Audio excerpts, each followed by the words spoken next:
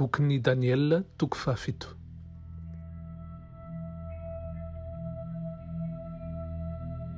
Tamin'ny taona voalohany nanjakan'ny Belsazara, mpanjakan'ny Babilôna, dia nanofy Daniela sady nahita fahitana tao am-pandriany. Ary nosoratany ny nofy ka nambarany ny fotopototry ny teny. Dia niteny Daniela ka nanao hoe: nahita tamin'ny fahitako tamin'ny alina aho fa indreo ny rivotra efatry ny lanitra nibosesika teny amin'ny ranomasina lehibe. Ary nisy biby efatra lehibe samihafa niakatra avy tamin'ny ranomasina. Ny voalohany dia toy ny liona ary nanana elatry ny voromahery. Nijery aho ambara-panongotry ny elany ary natsangana avy tamin'ny tany izy ka najoro tamin'ny tongony roa toy ny fijoroan'ny olona, sady natao manana fon'olombelona izy. Ary indro koa ny faharoa, biby hafa tahaka ny bera izay nampisondrotra ny ila-tenany, sady nisy taolan-tehezana telo teo am-bavany anelanelan'ny nifiny. Ary toy izao ny voalaza taminy: mitsangana omana nofo be. Ary no niafaka izany dia nahita aho fa indro nisy hafa koa toy ny leoparda izay nanana ela borona efatra teo an-damosiny, ary io biby io nanana loha efatra ary nomena fanapahana izy. No niafaka izany dia nahita tamin'ny fahitana tamin'ny alina aho, ary indro ny fahaefatra, biby mahatsiravina sady matanjaka sy mahery indrindra, ary nanana ny vy lehibe izy, ny hinana sy nanotaota izy, ary ny sisa tsy laniny dia nosohosen'ny tongony, ary hafa no ny biby rehetra teo alohany izy, sady nanana tandroka folo.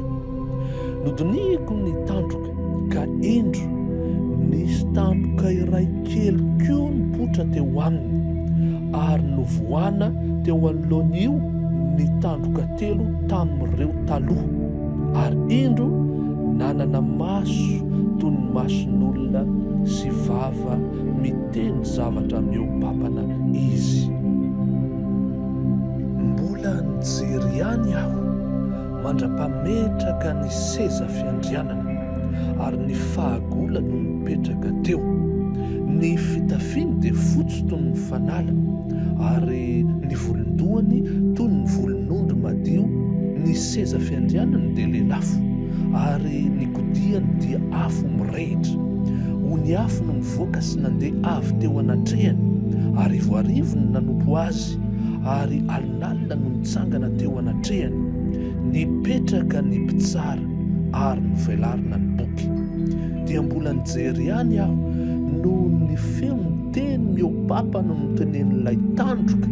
Eny, nijery aho ambara-pamono ny biby ka nolevonina ny tenany, ary natao teo amin'ny afo mirehitra izy, ary amin'ny biby sasany dia nesorina taminy ny fanapahana, nefa no alavaina ihany ny andro iainany, mandra-pahalamin'ny andro sy ny fotoana.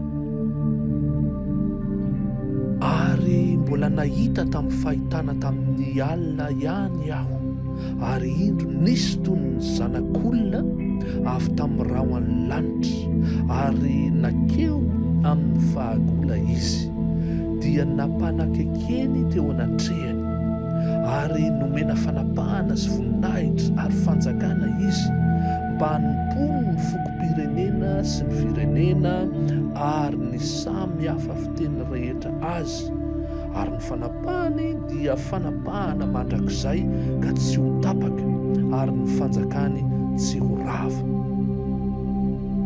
Izaho Daniela nalahelo tamin'ny panahy, ary ny fahitan'ny lohako naharaiko tahotra ahy.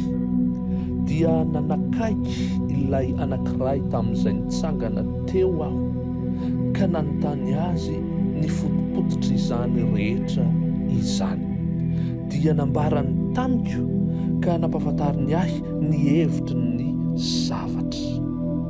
Reo biby lehibe efatra ireo dia mpanjaka efatra izay tsangana avy amin'ny tany.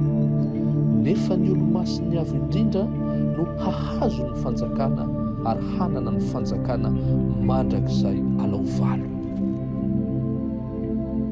Dia naniry hahalala izay fototra marina ny amin'ny fahaefatra aho, dia ilay biby hafa no izy rehetra sady mahatsiravina indrindra, izay nanana nify sy hoho varahina sady nihinana sy nanotaota, ary ny sisa tsy laniny dia nososen'ny tongony.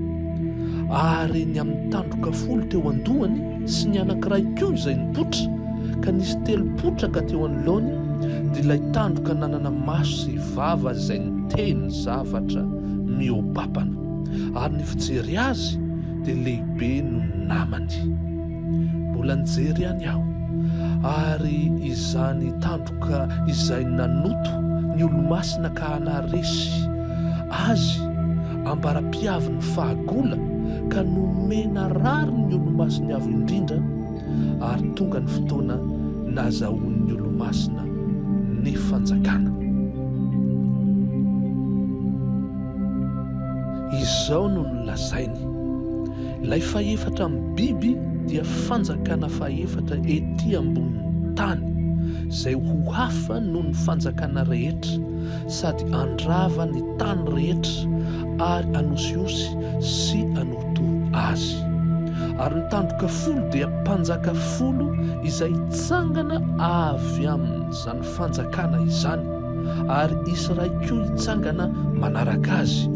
Hafa noho ny voalohany izy, ary andresy mpanjaka telo, ary teny anohitry ny avo indrindra izy, sy ampahory ny olo-masiny avo indrindra, ary tady anova ny fotoana sy lalàna, ary atolotra eny an-tanany ireo ambara-patapitry ny fetrandro ray, ny fetrandro roa, ary ny atsasaky ny fetrandro, fa hipetraka ny mpitsara, ary esorina ny fanapahany, ka horavana sy hosombana hatramin'ny farany izy. Ary ny fanjakana sy ny fanapahana ary ny fahalebiazana ny fanjakana eny ambany lanitra rehetra dia omena ny olo-masiny ny avo indrindra.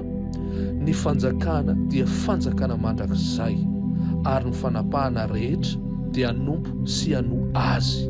Hatramin'izao no faran'izany zavatra rehetra izany ny amiko. Izao Daniela dia naharaiky tahotra ahy indrindra ny eritreritro, ka nivaloarika ny tarehiko, nefa no tehiriziko tao am-boky ihany zany zavatra izany.